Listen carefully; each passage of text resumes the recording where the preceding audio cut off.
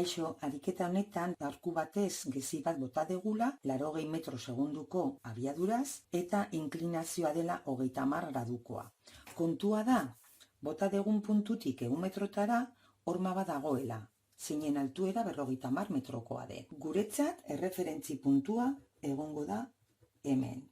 Importantea hori zehaztea. Egoera hau da tiro parabolikoa, hau da, honek parabola egingo du eta ez dakiguna da hemen gainetik pasako den edo erdian geldituko den, iritsi gabe. Eta hori da kalkulatu behar deguna. I ardatzean higidura zuzen uniformeki azeleratua dugula eta X ardatzean higidura zuzen uniformea, abiadura konstante. Ematen dizkiguten datuekin kalkulatzen deguna lehendabizi da zein den abiadura isa ardatzean eta ze abiadura daukan I ardatzean. Nola? Proiekzio hauek erabilita. Hau izango litzateke V isa eta hau VI0. V isa konstante izango da, higidura zuzen uniformea delako, baina VI aldatzen joango da azelerazioa daukagulako gravitatearen hain zuzen ere. Orduan, aplikatzen dugu trigonometriako kosinu eta sinua, eta dauzkagu V isa 0 edo V isa konstante eta VI0. Jakiteko ea horma gaindituko duen ala ez, jakin behar dugu lehendabizi zenbat denbora behar duen 100 metro hauek egiteko. Eta 100 metro hauek horizontalean direnez, X ardatza denez, aplikatzen dugu higidura zuzen uniformea. Nun X berdin X0 gehi V isa 0 delta T. X0 guk finkatu dugu dela 0, eta guk lortu nahi dugun posizioa da 100.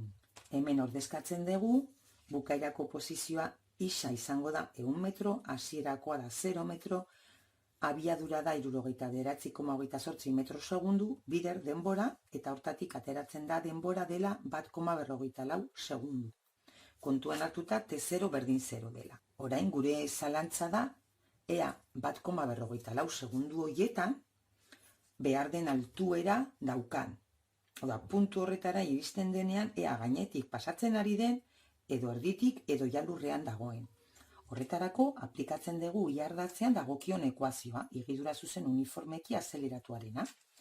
I berdin I0, gehi VI0, delta T, gehi bat biren G, delta T berbi. Eta horrela, kalkulatuko dugu zenba balio duen ik. Orduan, 0, gehi berrogei T, ken 4,9 T karratu. T berdin 1,44 segundu denean, I, kalkuluak eginez, I 47,44 metro da. Beraz, ez du gainditzen. Gelditzen da 2,5 metro inguru behetik. Hemendik gelditzen da. B atalean galdetzen digute ze abiadura izango duen gezia justu puntu horretatik pasatzean, edo, hau da, puntu honetara iristean. Eta abiadura esaten digutenez, da, nolabait hartu behar dugu kontuan, V isa eta VI. Abiadura vektorearen moduloa lortu beharko dugu. Eta modulo hori V isa eta VI funtziopean dago. V isa konstante da, ezagutzen dugu datua, 69,28 metro segundukoa, eta VI kalkulatu beharko dugu puntu horretan, iristen denean puntu horretaraino. Hau da, justu hormara iristen denean, hemen Vx izango da hau, hasierakoa, berdina, eta VI izango da, jeisten ari denez, nik ja aurre ikusten dut, VI berantzi joango dela, eta galdetzen diguten vektorea da hau.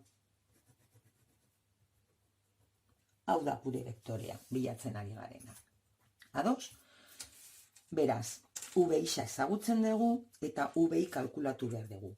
Esan dugun bezala, hormara iristen denean pasa dira 1,44 segundu, beraz, ordezkatzen dugu higidura zuzen uniformeki azeleratuaren abiaduraren formulan, ordezkatzen dugu beraz ekuazio honetan T berdin 1,44 segundu denean, eta horrela lortuko dugu I ardatzean abiadura hori, osagai hori.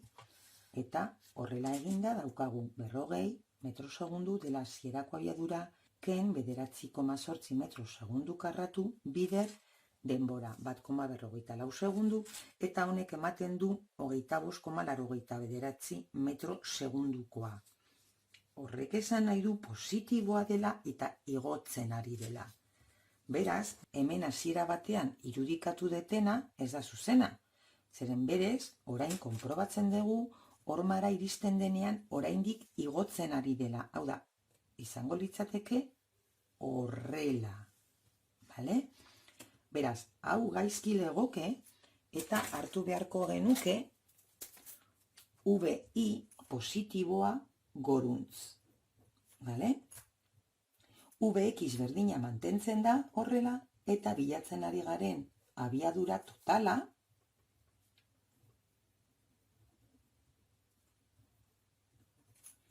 hau litzateke, vektore hau. Eta hau litzateke VI. Eta hemengoa VIxa. Ados? Nik hasiera batean suposatu dut ez daki zergaitik. Jaisten ari zela, marrasterakoan horrela atera zaidalako, baina orain emaitzonekin ikusten detena da gora joten ari dela. Beraz, ezagutzen ditugu bi osagaiak. VI dela hau, positiboa, eta VIxa dela hasiera batean kalkulatu duguna. Abiaduraren moduloa kalkulatzeko egiten duguna da VIxa berbi gehi VI berbi. Eta hori eginez, ateratzen den emaitza da abiaduraren moduloa dela 73,86 metro segundukoa. Era berean galdetzen digute zein da inklinazioa horizontalarekiko. Beraz, ezagutzen dugu VI dela 25,89 metro segundukoa, ezagutzen dugu VIxa dela 79,28 metro segundu, eta hau da gure vektorea, V. Angelua kalkulatzeko, pentsatu behar duzue hemen daukagula triangelo zuzen bat, beraz, angelu honen tangentea izango da I osagaia, hau da, aurkako katekoa, zati ondokoa. Beraz, VI, zati VIxa. Hortatik ateratzen da alfa dela 20,49 gradu, eta hori kalkulagailuan posible daukazue pasatzea, eta izango da 20 gradu, 29 minutu, 26,74 segundu, eta hau da dana, edozein zalantza baldin badaukazue, mesedez iruzkinetan utzi eta erantzungo dizuet. Beste bat arte.